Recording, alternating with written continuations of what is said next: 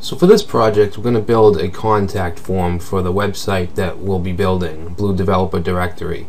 And it's a form that implements all the tags that we've talked about. We have the input tags, text tags, we have the radio buttons, drop down, and checkboxes, and of course the button. And this is going to be part of the main site that we'll be building in section 5. In section 5 I want to talk about CSS more in depth using external style sheets and so forth. So what we're going to do now is, if you go into the section 4 project files, you'll see a done folder and a parts folder. And the contact form done.html is this here that you see here. What we're going to do is go into the parts folder and the page body HTML, grab that, copy it, and open a new file, paste it, and I'm going to save it as index.html. And you won't have this file in your folder. You can go along with the video and create it in the project files folder. Alright, so if we open that, you gotta open it with Chrome, and you don't need to use Chrome, you could use Firefox, IE, whatever you use. And you'll see we have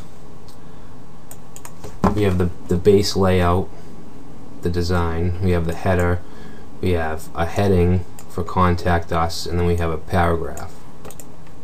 And if you look into the index HTML or page body, whatever you're using, you'll see we have some comments, and we have a comment that says form here. This is where we're going to put the form. Now we do have just the form HTML right here in form.html, but I'm actually going to go through it and type a little bit just so you can really get down the syntax. I think it'll be more helpful than just pasting the entire thing. So we're going to do that now. And the first thing we need to add is the opening form tag and then the close form tag. Now this itself isn't going to do much. We need a processor for the form, and like I said before, that's not going to be HTML. It's going to be maybe PHP or another type of language that can actually process the form. But we are going to add the action attribute, which would point to that file. I'm just going to make up a file and say process.php. So that's the action attribute. Next we need the method. And the method, like I said before, we're not going to get into this. This is more server-side stuff. I'm just going to put post. Now in the form is where we'll put all our input tags. And what I'd like to do is, if we go back to the done deal, you'll see we have these are labels, the full name, email address, and what we do is we connect these labels to these forms through a label tag. So what I'm going to do here is do an open label tag and a closed label tag. And in between that, we're going to do, we're going to do full name. And the label gets an attribute which is called for, and that's going to match the input field's name. So we're going to call this name to reference the full name input. And right under the label, now the label is inline. It's not a block. So if we can put stuff right after it. So if we, for instance, type test and save, and we reload, you'll see test comes right after full name. If label was a block element, then test would be on the next line. And that's what we want. We want the input to be on the same line as the label. So now we're going to do input type. Your inputs always need a type, and ours is going to be a text box, so just text. Now here we want to do the name. We want the name element, the name attribute, to be name, just like above, just like the label for element. Now the input tag doesn't need a closing tag. This is all we have to do. If this was XHTML, we'd have to add this slash, but this isn't XHTML, so we're not going to do that. So I'm going to save, and if we reload, we'll see we have the input form. I mean the input field, sorry. And I actually want to wrap every label input combination inside a paragraph, just to add some style and some spacing. I'm actually going to move this over, so each input will have it will be in a paragraph tag with its label. So next we're going to do our paragraph tags, and next, let me just see, we're going to do an email address field. So we want to do label for, and we'll call this just email, and we'll say email address, close the label, and now we want the same thing. Input type will be text, and name will match the label and be email. Now you can do some validation. That we can do validation with JavaScript, and we can actually do validation using HTML5, but we're not going to look at that in this section. We're going to do that in a later chapter. So this isn't, we're not going to validate our fields. It's just going to, we just want to display the form for now.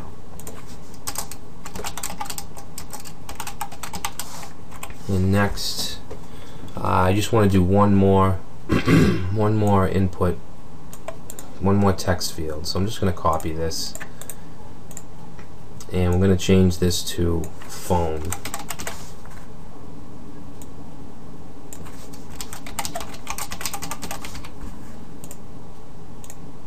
And it's going to be text and phone. Alright, so that's going to be it for the text field. So I'm going to save this and reload, and you'll see we have our 3 text fields.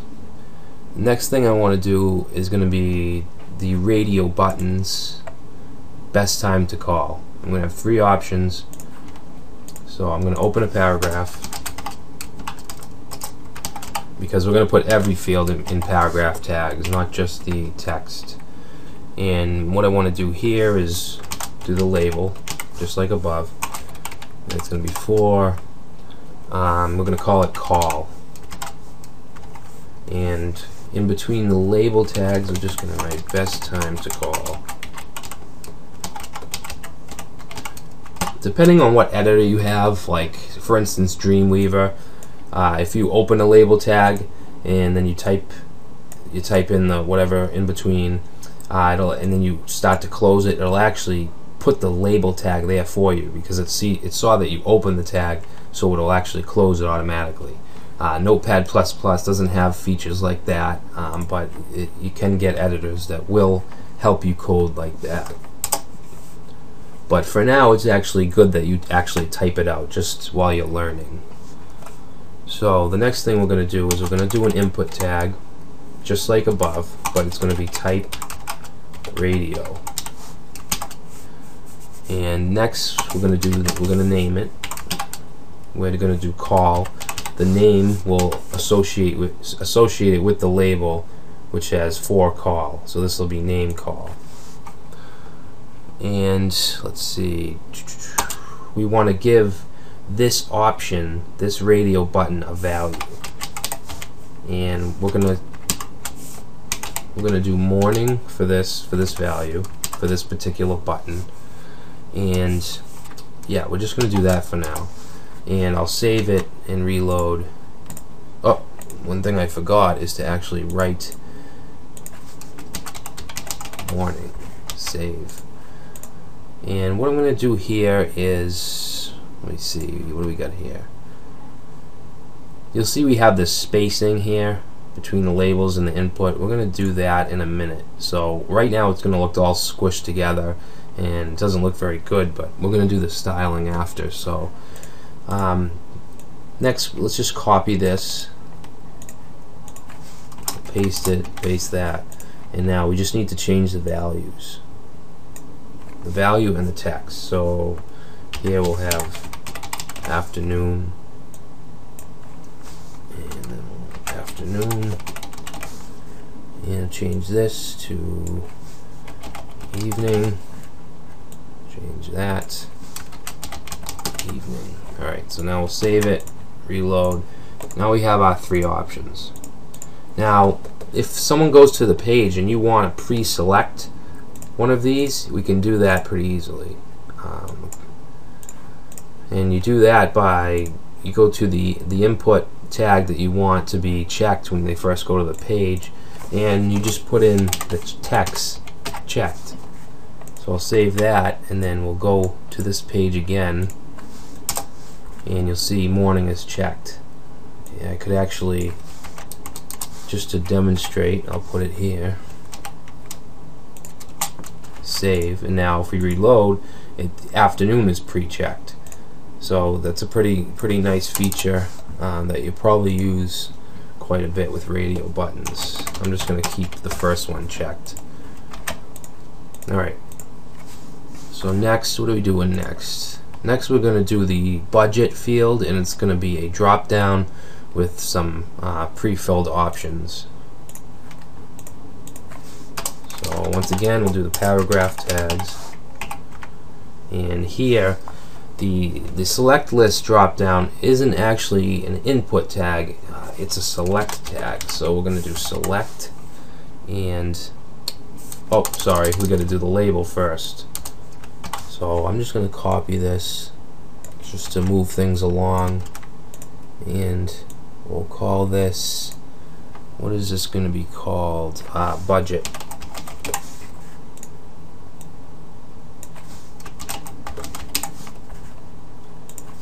So now we can do our select, and we're going to do select type. It's going to be list, and name is going to be budget to match the label field, and that should be it. Now let's just close. Select tags you do need to close, and in between the select tags you have the option tags, and for the option we're going to use a value attribute, and for this we're going to say 100 to 500. Now we're going to close the option tag, and in between that will be the text that the user is going to see. So we'll do 500 to, I'm sorry, 100 to 500. Now let's just save this, reload, and you'll see we have the drop down with one value. What I'd like to do here is actually create an option above it and just do select one and close the option. This will make sure that we don't have any value pre-selected. So you'll see we have select one, and then they can choose. And I'm just going to paste in the rest of the options just to save some time. So I'll reload, and now we have all our options. Alright guys, so now we got one more input field we want to put in this form. So let's go to the original, and the last thing we need to do is add these services needed checkboxes. I actually have these in a table. We have 3 rows, and 2 columns. So I'm not going to type all that in. I'm just going to copy and paste it, just to save some time because we're getting a little late in the video. So I'm just going to paste it, and I'll go over it real quick. We have the paragraph tags, the label, and we have a table with the 3 rows and 2 columns each. And inside the columns we just have an input with a type of checkbox. The name is services, which actually this shouldn't be call, this should be services. So now this label is attached to all these checkboxes, and then we have the value, and then the what the user sees. So that's, well, now we have to add the button. We have one more. We have the submit inquiry button, and I'm going to, hold on a second, where'd that paragraph come from? Alright, so I'm just going to do a new set of paragraphs, and we're going to add the button, which is an input. It's going to be input type, and it's going to be submit. And the name, I'm just going to say submit. Now, we want to put a value here, because the value is what you'll see, this submit inquiry. First of all, let me go over to our page, and let's do value equals, we'll just say submit form.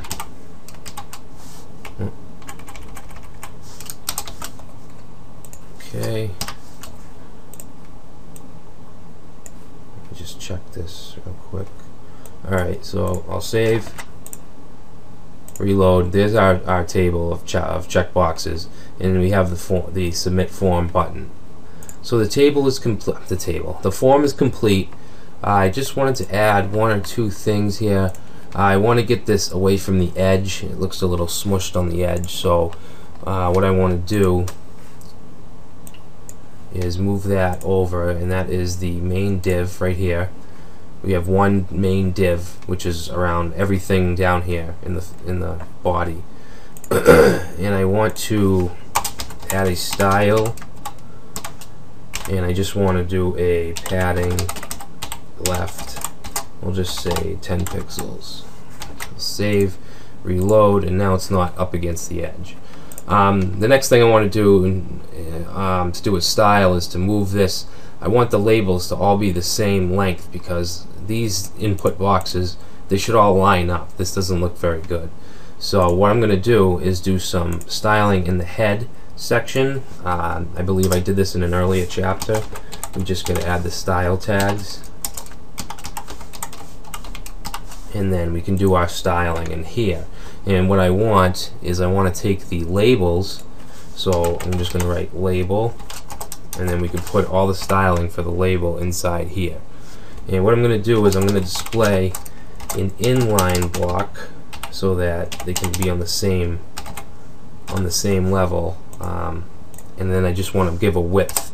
I'm just going to say a width of 150 for all the labels.